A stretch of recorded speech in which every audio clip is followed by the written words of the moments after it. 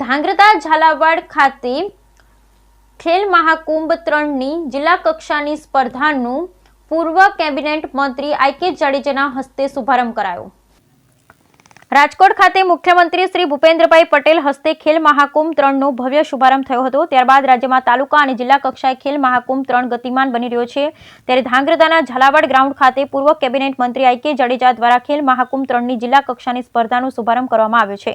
ઉલ્લેખનીય છે કે રાજ્ય સરકારના રમતગમત મંત્રાલય, સાંસ્કૃતિક અને યુવા પ્રવૃત્તિઓ તેમજ સ્પોર્ટ્સ ઓથોરિટી ઓફ ગુજરાત દ્વારા ખેલ મહાકુંભનું સુંદર આયોજન હાથ ધરાયું છે, જેમાં 6 વર્ષથી 69 વર્ષ સુધીના રમતવીરો 30 જેટલી જુદી જુદી રમતોમાં ભાગ લેતા હોય છે। ત્યારે ધાંગ્રધામાં પણ શુભારંભે જ 14 જેટલી રમતોમાં 6 થી 17 વર્ષના બાળકોએ ભાગ લીધો હતો।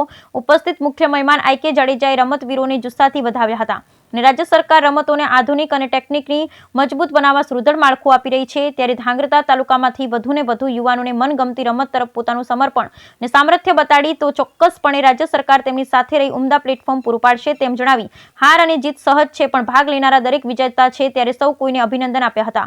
આ તકે શુભારંભમાં પાલિકા પ્રમુખ કુલદીપસિંહ ઝાલા, શહેર ભાજપ પ્રમુખ નિશાંત પ્રજાપતિ સહિત ધાંગ્રધા ભાજપ આગેવાન ખાસ ઉપસ્થિત જોવા મળ્યા હતા।